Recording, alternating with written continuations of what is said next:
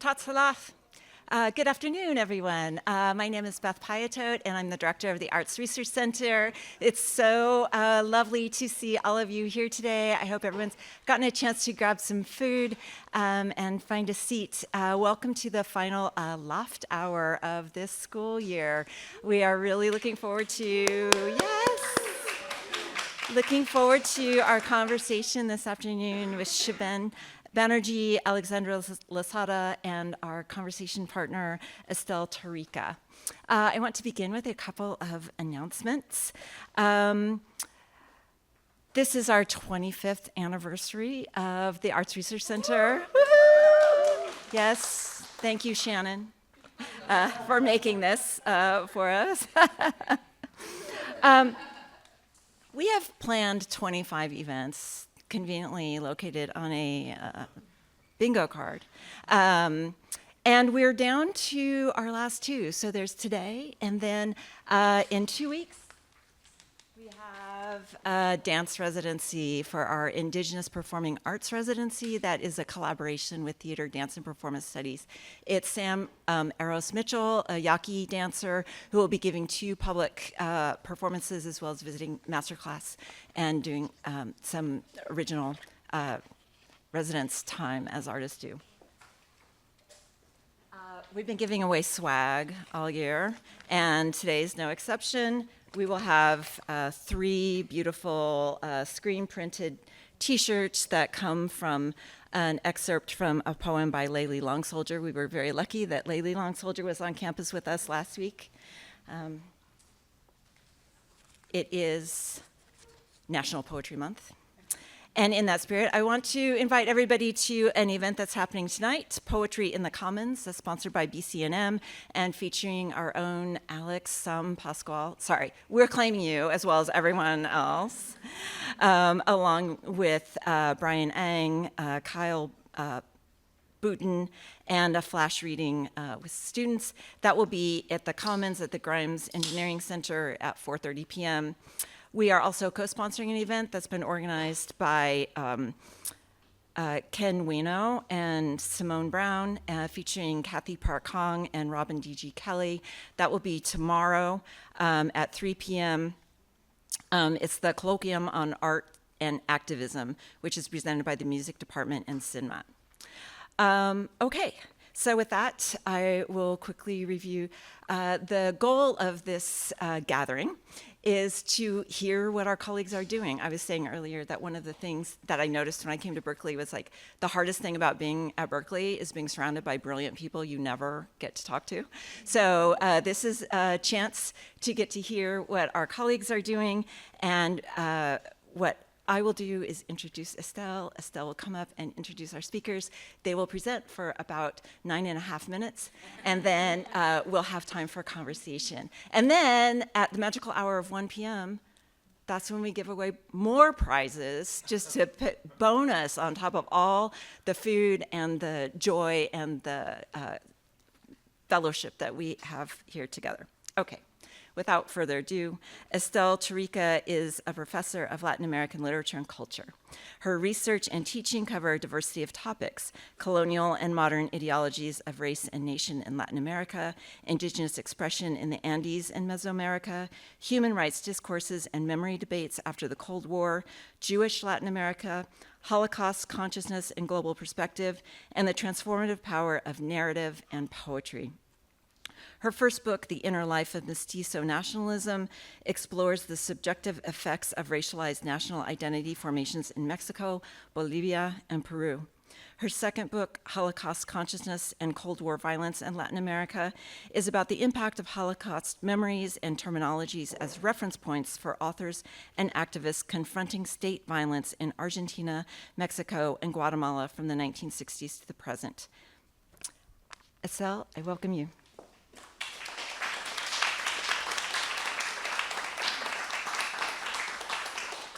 Hi, everybody. Thank you, Beth, for the introduction and for inviting me to be the conversation partner for today's event. And Thank you to Lori and all the rest of the ARC staff for putting it all together. This is such a beautiful community moment, and I'm really honored to be here. I'm going to be introducing our two presenters today. Alexandra Lossada works on immigration, citizenship, and language in contemporary American ethnic literatures, especially in Latinx and Chicanx writing. Her current manuscript project, tentatively titled The Interpreter of Crimigation and Detention, reevaluates the figure and the role of the interpreter in post-9/11 literary works that depict detention, deportation, and/or family separation via the legal apparatus of crimigration, or the intersection of criminal law with immigration law. Her work has recently been awarded an American Council of Learned Societies, or ACLS, Fellowship for 2025-26. And before joining Berkeley, Lossada worked as an assistant professor of English at Berkeley College, and she received her PhD in English at the Johns Hopkins University in 2022. And Alexandra will be joined by Shiben Banerji, who joins the Berkeley community after 11 years at the School of the Art Institute of Chicago, where he was an associate professor in the Department of Art History, Theory, and Criticism. He earned a PhD in the history and theory of architecture, as well as a master in city planning from the Massachusetts Institute of Technology and a BA from Columbia University. Interested in the rhetorical and performative dimensions of architecture, Shiben's research practice, historical scholarship, and classroom teaching focus on the work of art and design in cultivating habits of democratic judgment. Shiben is the author of Lineages of the Global City, Occult Modernism and the Spiritualization of Democracy, which came out with University of Texas Press last year, 2025, and the co-editor of In the Shadows of Democracy, Possibilities of Rhetoric Beyond Rhetorical Studies, published with Intermezzo also in 2025. So please join me in welcoming Alexandra and Shiben, starting with Alexandra.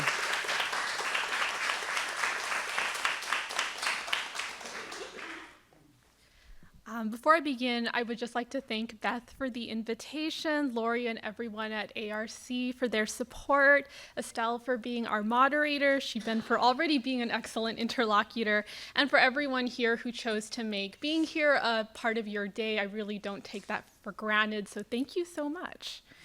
Okay. On September 11th, 2001, a man fell from the Twin Towers.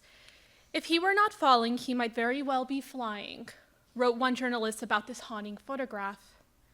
13 hours ahead in Japan, an author watched the second tower fall in a language she did not understand, her friend beside her leaping to grab the essence of meaning from the Japanese commentary and turning it into English before the next shock arrived. She will later write about twins in the novel that she was working on during her time in Hiroshima. Twins falling within the forgotten crimes that link them to the incarceration of Japanese Americans and the dropping of the atomic bomb. Back on the same day in New York City, in Queens to be precise, a young undocumented Ecuadorian girl witnessed her father come toward her body at a strange angle a child could only interpret as a terrible fall. He sobbed in her arms about the loss of his taxi driver job, caused by the suspension of undocumented driver's licenses as a national security measure. 20 years later, this child will grow up to interpret on behalf of undocumented community members that look just like her father. Over in Miami, a Haitian refugee falls off a 7-story construction site and lands straight into a cement mixer chute. After the power is cut, he stares up at an airplane and then leaves his body to see his partner and her child for one last time. There are loves that outlive lovers, he reflects. Some version of these words had been his prayer as he fell. But who is mediating this man's experiences to us? Going back in time to 1970, a bilingual religious migrant begins to take flight in the face of a police force that has killed her community with impunity. In this version of East LA, its carceral landscape links up all too uncannily with Hirabayashi versus the United States, the Chicano moratorium, the post-9/11 security state, the George Floyd uprisings, and Title 42. She rises in the air, riding the wind beyond the borders, past the Caesarean scars of the earth, out to limitless space where everything was possible if she believes. But whether or not she does take flight or falls is left for us to determine for ourselves and the kind of world that we would like to live in. I begin with some of the stories that have captured my imagination over the course of the past few years because I would like to share even a small fraction of their beauty and their pain, their insights and their questions, their reflections on the past and their forecasts of the future. It feels personal in that these stories have shaped my values as a researcher, as a teacher, and as an individual. It also feels political in that these stories have trained me to recognize the strategies undertaken by authoritarian governments, global capitalism, billionaires in the tech industry, among others, to undermine and undo human rights, and indeed to erode the concept of the human.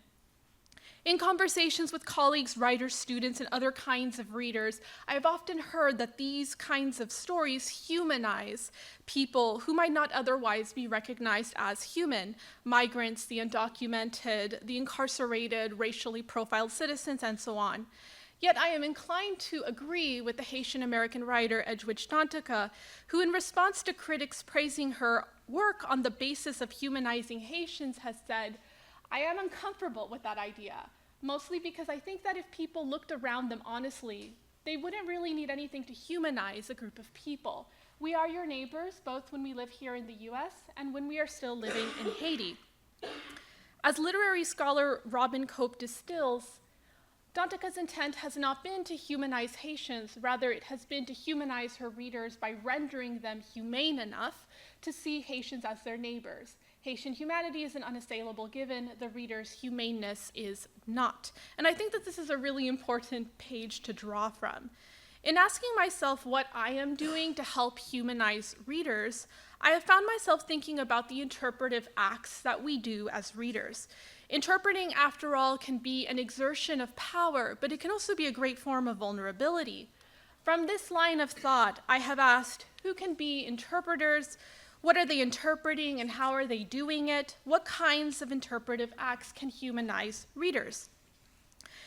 These questions have intersected with the original interpreters that I've been examining in my research. Much of my research started off thinking about the bi- and multilingual characters that we come across in ethnic literature, for whom doing acts of oral translation tends to be quite normal. We tend to take for granted that there even are these types of characters that can mediate between English and an additional language, often to bridge divides between their worlds or to sever them. But the literature that I interpret, for I too am an interpreter of sorts, has demonstrated that the interpretive act is never just about oral translation. In fact, oral translation often gives way to interpretation's second definition, which is to explain and to make meaning for oneself. Interpreting is an endless act of translation that requires so much of the interpreter. And when words fail, as they inevitably do, these interpreters find other ways to continue the interpretive act because the stakes of reaching readers are just that high. So the area of literature that has been my focal point for thinking about interpreters and humanizing readers has been multi-ethnic literatures of crimmigration and detention. Crimmigration, if you're not familiar with it, is an area of legal study that focuses on the intersection between criminal law and immigration law that has enabled past presidential administrations and the current one to wield these laws to punish people who have entered the country without authorization via detention, deportation, and family separation. And of course, one doesn't have to have entered the country unauthorized to be at the web of crimmigration. There are many people who get caught in this, citizens and all. And the reason for this is because crimmigration has been a way to racially target undesirable groups. For immigration law has always been blatantly racist, anti-family, and I would argue a form of eugenics. After the civil rights movement, all mentions of race had to be coded and subsumed under other names and causes, such as through the figure of the criminal alien, the war on drugs, and the war on terror. These days, however, we are living through an unambiguously racist war on immigration that fails to recognize any role that the United States has had in perpetuating the conditions that many are running away from, as well as personally allowing a few people to profit off of the so-called migration industry that revolves around the detention center, but not exclusively. So the detention center system includes federal prisons, ICE and CBP facilities, private prisons, jails, warehouses, tent cities, hotel rooms. Anything can become a form of confinement, and anything can enter a sort of network of extraterritoriality that my work is mapping. In thinking about the immigration detention center in particular, though, one thing that has really struck me in looking at records and reports and so on has been that bilingualism continues to play out, even though there are very concerted efforts to block people from receiving interpretive language services. So in what I have found, bilingual detainees can run prayer circles, translate legal documents, and inform detainees of their rights, and interpret in medical cases. And bilingual staff, scholars, lawyers, and volunteers can keep adults and children company, and sometimes even help them write and publish books. And it is also these types of interpreters that are exactly the type of person that the American government really fears, for they give detainees hope and sometimes are even the reasons why people can get out of detention. My sense is that the writers that I am examining are invoking and allegorizing these interpreters who are behind walls and putting them into their own works. These interpreters navigate the twinned catastrophes of crimmigration and detention in their accelerated forms post 9/11 and reach out to us, the readers, to tell us that their real counterparts are still in precarious positions as well as those that they represent.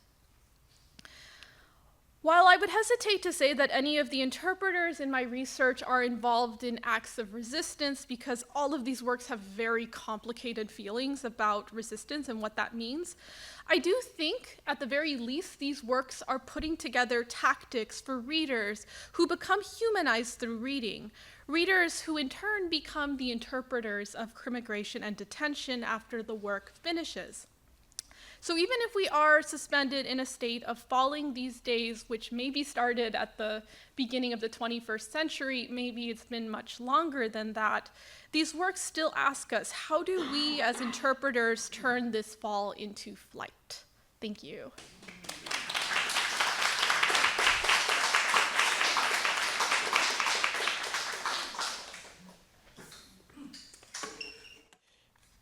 I care more about democracy than anything else.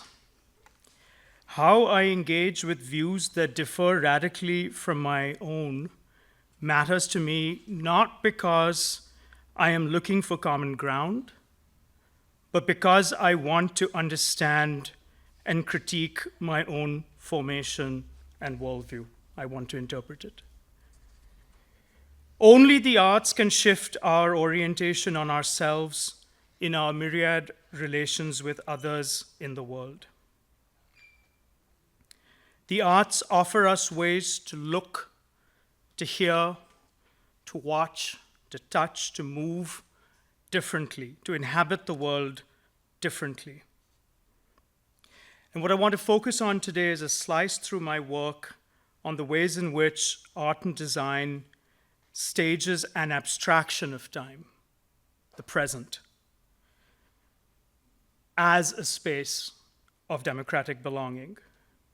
Now, when I emphasize the argument that the present as an abstraction of time can be configured as the space of democratic belonging, I'm contrasting that with familiar renderings of time on the democratic question. Not too long ago, it was often said that a people were not quite yet ready to govern themselves democratically, that democracy had to be deferred to a future moment. And this then served as the alibi for the constant deferral of colonial rule. More recently, there's another way of talking about democracy that I find as problematic, which is to talk about a wonderful and glorious past And this is captured particularly by the metaphor of democratic backsliding. I do not think if one were to ask any female presenting subject or person of color that there would be a back in the day when democratic institutions performed evenly.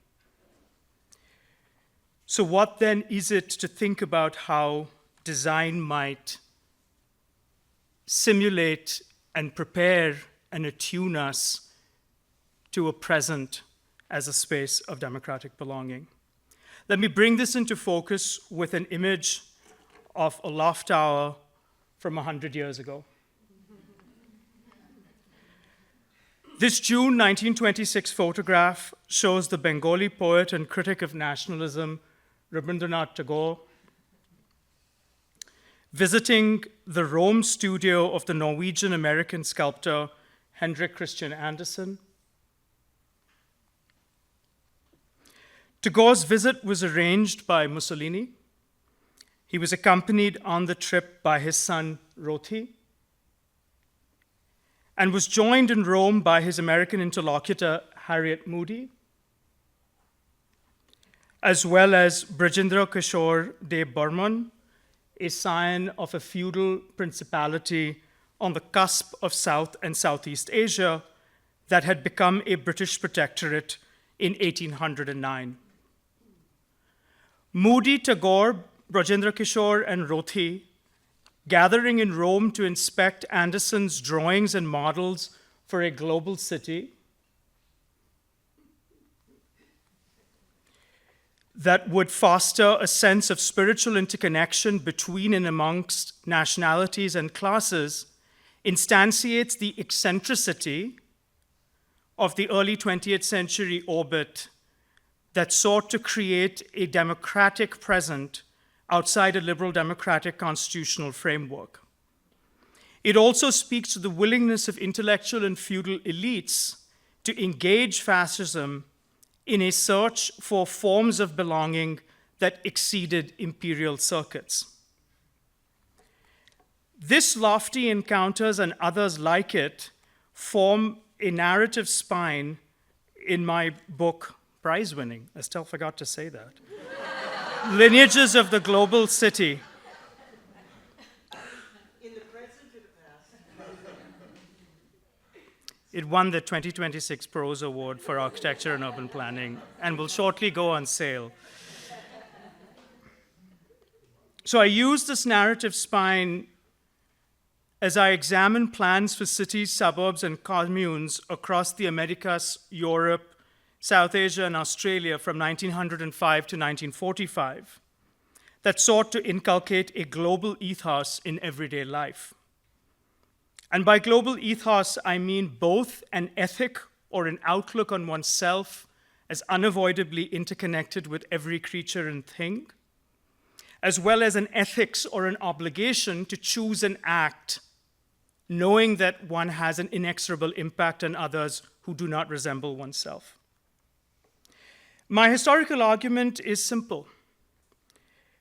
The conceptualization of humanity as the sum total of the species emerges in the second half of the 19th century amid the movement of capital under imperial conditions.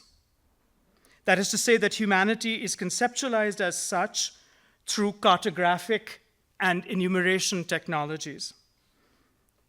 Cartography and the census, of course, are instruments of detached inquiry.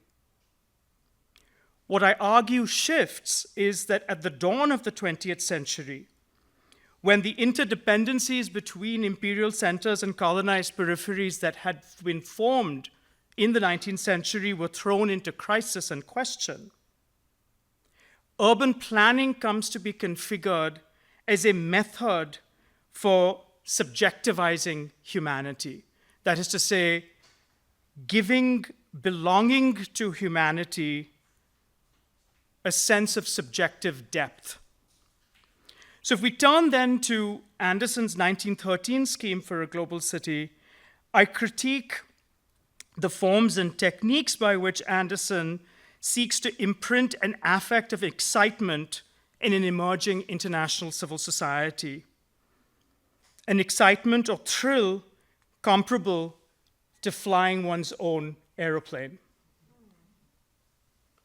The thrill of seeing a planned city from above that is meant to bring together nationalities and classes in the interest of sustaining life and commerce. And typographically in the book, I fought with multiple copy editors to have the "and" actually presented as a slash. Now, in my analysis of these and other projects, I won't go into it in any detail, I emphasize the salience of print media, both in terms of its circulation and the constitution of an audience for this project, but also to talk about the ways in which the photogravure can be manipulated to simulate this experience of thrill. And then, more unsurprisingly, the ways in which the aesthetic qualities of intaglio printing come to dictate Anderson's conception of urban and architectural form. And apart from discussing the plan at this formal and technical level, I do, of course, critique its sly imperial humanitarianism, in which it becomes entirely possible for Anderson at a certain moment to propose that this be built on occupied land in the Libyan Mediterranean. Occupied, of course, that is, by his host country, Italy. So what I would put to you is that to get to far more interesting models of democratic belonging and the cultivation of a global ethos, we need to move to the loft of another transnational American design practice, that of Marion Marnie and Walter Burley Griffin. And this is the plan of their attic studio at the top of the Monroe building in Chicago. About a decade after they had moved into the Monroe building in 1911, when they opened their joint practice, they designed this extant suburb of Sydney called Castle Crag. And what I'm interested in here, and what I describe in the relevant chapter of the book, is these new techniques that Marnie invents to present space in ways that make shrinking one's ecological footprint desirable. To live with not just other humans, but to live with other species differently. And I'm interested then in the ways in which this real estate scheme is promoted, uses public media to describe two interrelated forms of exemplarity. What is it for the individual, through their choices and actions, to exemplify not only the inescapable unity of the human race, but also our inescapable bonds with other creatures and things? And so there is then this moment in this real estate brochure where we see this faint shadow of a figure establishing the scale of a public trail through a public ecological reserve in what is a private subdivision, establishing what it is to move along such trails that are slippery, steep, unpaved, and meant to produce a bodily or somatic awareness of one's impact on others. So that is to say, one's actions, whether one chooses to veer off the trail or stay on the trail, always, necessarily, unconditionally, relentlessly stand in for the unification of humanity, understood in this colonial context as the unity of all species. Now, attractive as I found this project, and important as Marion Marnie has been to me for years, I'm not sure that we can sublimate all questions into ethical ones, but rather we need to ask what it would take to remake our politics through our ethics, to remake our politics into sites of ethics. I'm a teacher by salary. So for me, that means introducing the democratic question in the classroom every day.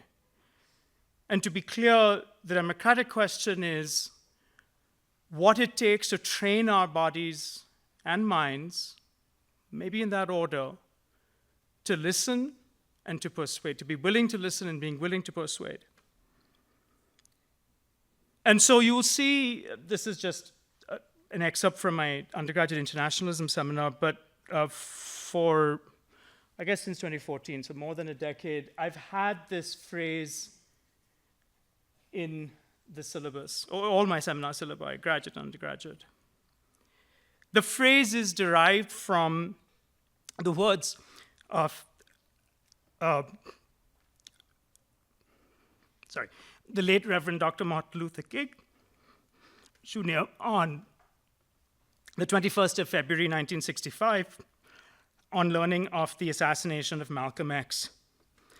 Dr. King said that the assassination showed that we lived in a morally inclement society and that we had not learned to disagree without becoming violently disagreeable. In my history of rhetoric work, I have tried to put Dr. King's in a conceptual history that sort of stretches back to the 17th century, and to try and make particular sense of his conceptualization of solidarity as one kind of necessary element and practice of democratic belonging. It's not the only, but an element of it. And so I open with his telegram to Betty Shabazz, condoling Malcolm's murder, but emphasizing the differences between Malcolm and himself as a way of underscoring solidarity with Malcolm. And I'm interested in how this conception of solidarity and its relationship to democratic belonging is tested after the passage of civil rights legislation that is about to be ripped from underneath us.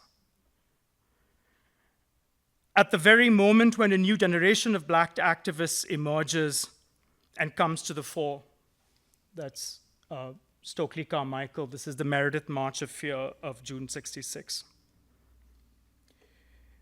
So I'm interested also then in my contributions to my edited volume in thinking about how the techniques and practices of critique that allowed Dr. King to try and gain an understanding of ways of being that were not his own might allow us to hear the cry for an unalienated life that is latent in the speech acts of MAGA activists. This is Biggo Barnett, who was briefly imprisoned and then pardoned for his actions on January 6th in 2021. In reading Dr. King's speeches and sermons, I was struck by how much his political thought and the rhetorical action of his utterances were informed by debates on the techniques and ends of planning, a subject that I had been teaching in my undergraduate seminar on varieties of internationalism, including varieties of Black internationalisms. So, in addition to teaching students about the NAACP's conference, the Negro in National Defense, I talk about how Philip Randolph organizes the first March of Washington to begin at the conclusion of the NAACP conference. And he sends the program to the White House, is addressed to Roosevelt, although this copy was in the possession of Eleanor Roosevelt. It causes sufficient panic in the White House that African Americans were demanding jobs in the vastly and rapidly growing defense or weapons sector funded by the Lend-Lease Act, all, I might add, prior to the United States joining the Second World War. You had demands being made that it was not enough to hire African American janitors. There was a generation of African American calculators and computers and engineers who deserved employment and were being discriminated against. And there was sufficient fear in the White House and the sort of New Deal technocratic coterie around FDR that this would result, this March on Washington, the first one that was ever planned, could result in a general strike. And so a deal is made through Eleanor Roosevelt that the march will be called off, and instead we got Executive Order 8802, the first civil rights action by the US federal government, which created guarantees against discrimination, not just in the public sector, but in the private sector that was receiving New Deal money for weapons manufacturing. The course also involves teaching the Black Panther criticism, particularly right here in the East Bay, of the ways in which New Deal planning and later war on poverty planning comes to sustain capitalist relations. And so I'm going to, in my next book, focalize the debates and disagreements about planning that occur both between and among Black activists and segregationists through a story about Resurrection City, Dr. King's last and posthumous project, a temporary city that was built in Washington, D.C., to exemplify the ways in which civil rights was not merely asking for constitutionally guaranteed but never delivered freedoms, but really was the practice of qualitatively transforming our political, economic, and social relations. Thanks.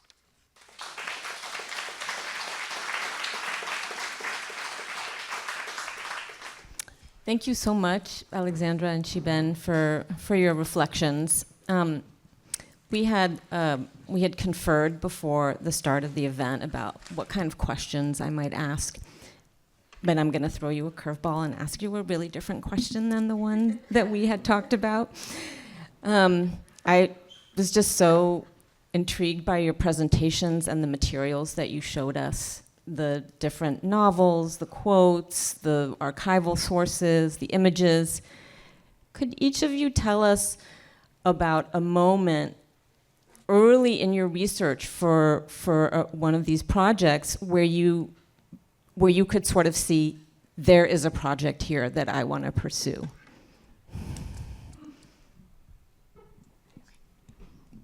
Is it okay? You can hear me? Okay. So for me, and thank you for that question, that was actually when I started reading Edgewood Stantaka's works. So in 2004, her uncle died in the Chrome Detention Center due to medical malpractice. And it's something that she writes about in her family memoir, Brother, I'm Dying, published in 2007. And what's quite interesting about this particular story, that this incident that took place, is that she writes about it in the memoir, but she seems kind of unsatisfied, almost in a way, just kind of ending that engagement with the memoir. And so at some point she testifies to Congress about kind of the various forms of medical malpractice that take place in detention centers. She writes multiple op-eds talking about the detention centers and always referencing her uncle. She writes a children's book, it's a picture book, about a mother who is detained in an immigration detention center and her 7-year-old daughter who has to deal with that. And then in the kind of short story that I talked about very briefly at the beginning of the presentation about the man who is falling from the construction site, he's evading immigration detention. And so there's a way in which from 2004 to about 2019, and probably still more so even now, she's interpreting and reinterpreting that story over and over again. And what I think is really interesting about that is that everyone who reads these different works, they constitute a different audience. Think about a parent and a child, for example, in the case of the children's book, or the op-ed, right? Depends who's reading that particular newspaper and so on. And so that's when I realized the kind of chain of interpretation that so many of these authors are interested in. Once they kind of grab onto some aspect of immigration detention, they reinterpret it over and over again. And I was very interested in tracking what that would mean, especially over time. And in my particular case of looking at Dantica's work, her work has really helped me understand the concept of extraterritoriality as it shifts across the number of years that she is writing. So using those works as a kind of theorization for extraterritoriality is a crucial part of crimmigration, was something that I ended up doing. Thank you, Estelle, for that very generous question. Maybe I can answer in reverse chronological order and say that for the book that I'm hoping to start writing in earnest in early next year, it struck me reading an essay by Dr. King from 1968 in which he describes how the female black domestic servant in a still post-civil rights enduring, persisting Jim Crow will often be asked by her employers, civil rights is just rabble-rousing communism. You're not in favor of it. And of course she says, yes, massa. But that she joins the boycott by walking out of the house and not joining public transit. And he describes the condition of the sidewalks and the roads. And Alexandra and I, in our first conversation together many months ago when we'd first arrived on campus, talked about the state of roads and sidewalks in Georgia. So that was the moment in which I realized that what I was reading was deeply motivated by what I had been teaching for years. I wasn't coming to it in the way that Christopher Columbus claimed to have come to the US. In the Shadows of Democracy was actually made possible by Darcy. Darcy Grimaldo Grigsby, I don't know if you recall this, but we were having dinner many years ago before I came to Berkeley in Old Town Oakland, and I was sort of scrambling to put together Lineages of the Global City at that time, and she said, you have something to say to rhetoric. And I then got involved in a multi-campus initiative we call the Democracy Working Group, which are people by training, ethnographers, historians, literary critics, who work across a range of departments across the United States, and each of us trying to think about democracy beyond a liberal democratic framework rhetorically. And in terms of my Lineages of the Global City book, it wasn't my dissertation, so graduate students never do this. It was work I began as an assistant professor, and the aha moment actually did come out of dissertational research, but it was something that had never been in the dissertation. I came upon a plan for a pluri-religious and multi-ethnic Middle East from 1916 under the aegis of Justice Brandeis when he was the president of the Zionist Federation of America. I'm sorry, that's not its name at that time, but anyway. But that helped me think about the ubiquity in which thinking about what it meant to shape oneself as a global rather than national or international subject had been in movement prior to, enduring, and after the First World War, and that this way of thinking had been overwritten after the Second World War. And so that, in many ways, that find from 2011 came back 5 years later to provide a kind of frame for the book. Thank you, both of you. I know it's really inspiring to hear. I mean, we're always reading, we're always thinking and talking. You know, how do those moments turn into a project that then we devote years and years of our life to? So I find that just really interesting to hear about those moments for you. So with the time that we have left, let's open it up for questions. I'll give Lori, oh, you have a mic. Okay, so wait till she gives you the mic so that it can be captured on the recording.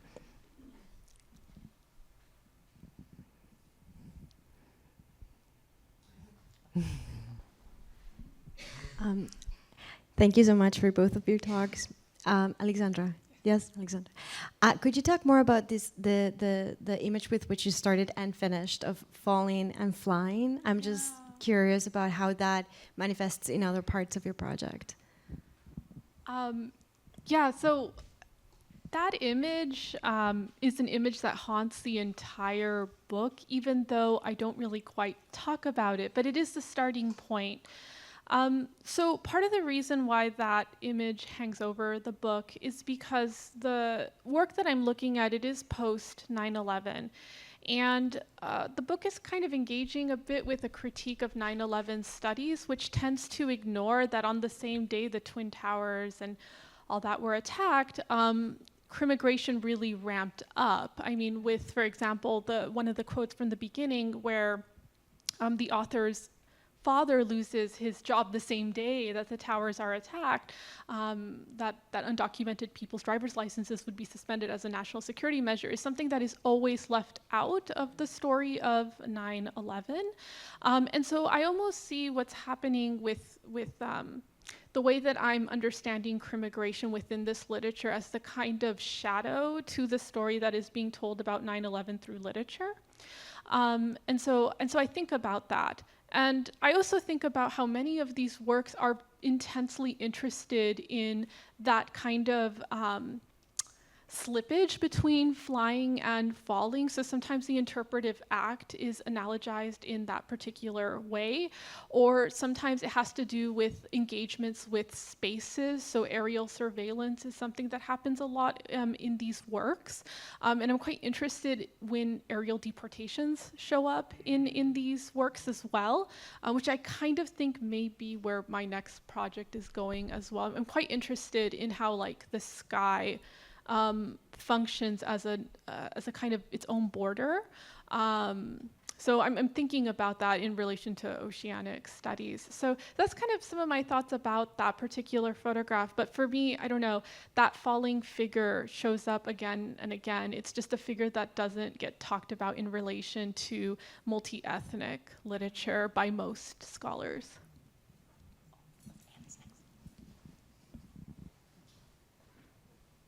Hi.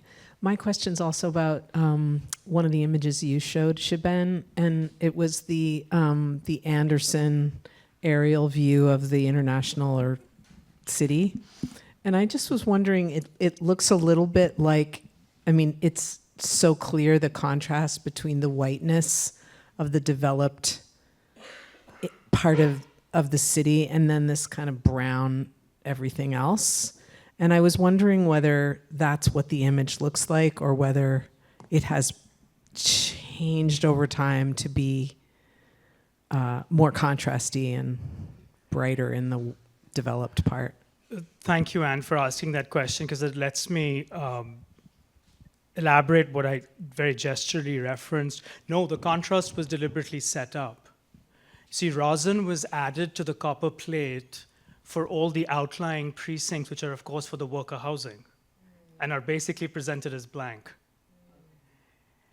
And the copper plate is polished on the monumental axis that's meant to have all the academies of research for sustaining life/commerce, right? So it's that way of setting up a hierarchy of zones and then arriving at the techniques for presenting that spatial relation that I'm precisely interested in. Thank you. Thank you so much.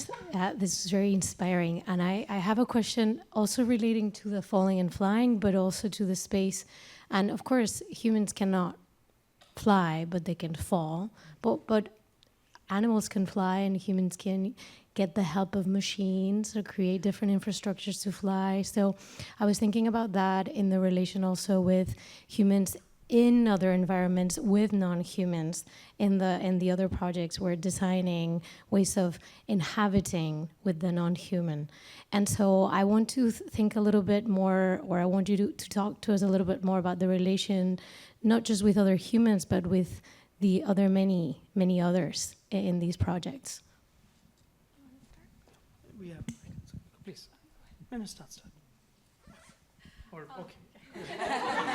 If while you write, I think humans do fly, and I think we've been flying for a few hundred years. The bird's eye view image, of which Anderson is a very, very bad descendant, right? I've said this before in a different context that, I mean, if work like his showed up at studio, that's the stuff of nightmares for a studio critic, because what do you say? But the bird's eye view is, and Brody and I were having a conversation about this morning, it is a significant part of the efflorescence of urban images in the early modern period, and not just in Europe. And it is the way in which the city is produced as a site of artistic invention and literary imagination across a variety of languages and societies. So I'm not convinced that we haven't been flying. I think what does become interesting, and Blake, I'm not going to get the quote right. I'm not actually a literary critic, it's just too difficult. But I do try and bring literary criticism to the act of historical writing. He does have this moment where he sort of laments what it is to have only the senses five. And what he's appealing to there, James, you'll get this right, is that we cannot know what it is to have hollow bones and take flight the way a swallow does. Now that is fundamentally a lament about what Max Weber 100 years ago referred to as the demagification of the world. It's sort of clumsily and misleadingly translated as the disenchantment of the world. But this notion that one could have a magical relationship from one's first-person point of view with any other, precisely because they were not a distorted reflection of ourselves, is what we surrendered when our only relationship to the world was an intellectualized one. When we only saw the world from the detached third-person perspective, which of course is what aerial imagery allowed. It allowed for the conception of thinking about the sum total of the species precisely by hovering above. And so the challenge for planners and designers and artists and occultists and pacifists in the early 20th century, this sort of cast of weirdos or basket of adorables, is that how do you push at the limits of the techniques of representation precisely such that belonging unconditionally in the way that I have been describing does have subjectivizing and first-person implications and isn't just an intellectualized point from the third-person and detached perspective. Just quickly, because I think we're running out of time, but maybe I have to agree as well that humans do fly. I mean, these works really want us to think that they do. And so actually a word that I've been reaching for a lot in talking about this has been transcendence. And that's because there are interpretive acts that these works examine, like particularly I'm thinking of prayer as a form of kind of spiritual transcendence. So there's a way in which I think there's a kind of split that is taking place between like the body being incarcerated and trapped and the spirit still being able to transcend and fly, that nevertheless still calls attention, I think, to the body's confinement. So that's something that comes to mind.